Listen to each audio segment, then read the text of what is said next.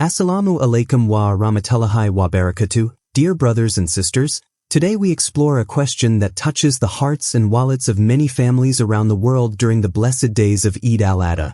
Do all family members need to give Qurbani separately? This question may seem straightforward on the surface, but it holds layers of Islamic jurisprudence, compassion, and practical wisdom that deserve our full attention. Imagine the scene of a large Muslim household, where generations live under one roof: grandparents, parents, children, and everyone wants to fulfill their religious duty properly. Does each person owe a separate sacrifice, or can the family unite in one Qurbani? To answer this, we need to delve deeply into the essence of Qurbani and the rulings derived from the Quran, the Sunnah, and the practice of the righteous predecessors. The core of Qurbani lies in the obligation, wajib or fard, to offer a sacrifice if one possesses the nisab, that is, the minimum amount of wealth that makes one liable for this duty. The Prophet Muhammad said, "Whoever has the means to offer a sacrifice but does not do so, let him not come near our prayer place."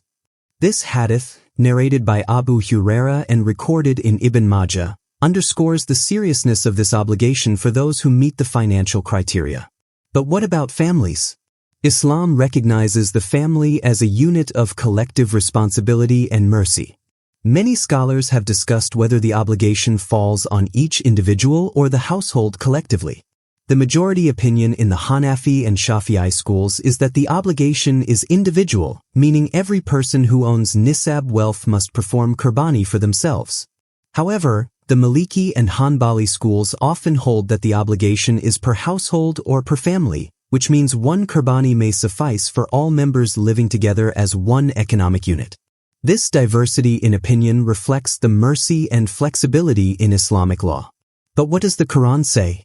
While it does not explicitly state how many sacrifices are required per family, the Quran emphasizes the importance of sincerity, piety, and personal accountability in worship.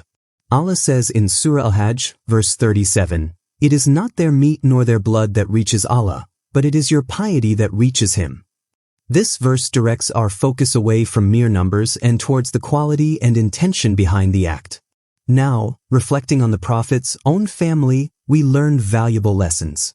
The Prophet himself performed Qurbani during Eid, and his family members each had the means to perform their own sacrifice. The companions, such as Abu Bakr and Umar, may Allah be pleased with them, also ensured their households fulfilled their obligations. This indicates that the practice of separate Qurbani within families with financial means was common and encouraged. But here comes a beautiful nuance. What if a family pools their resources to offer a grand Qurbani, like a camel or a cow, which can be divided into 7 shares?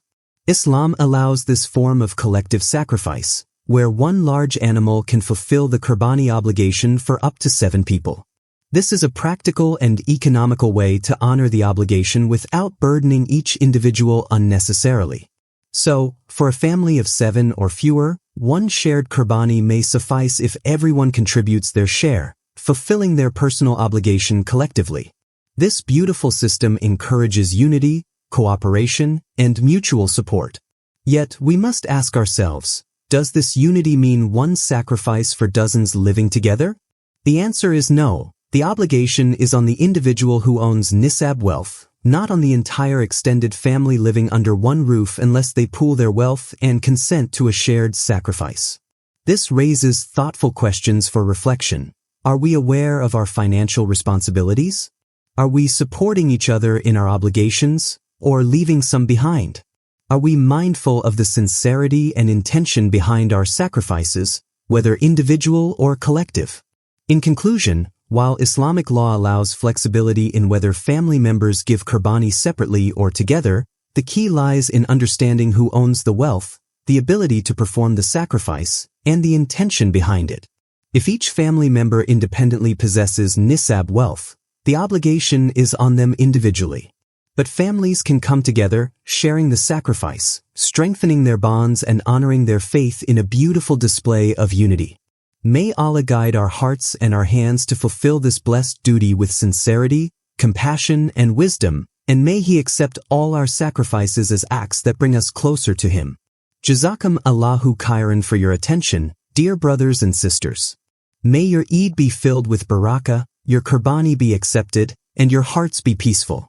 Until next time, Assalamu alaikum wa rahmatullahi wa barakatuh.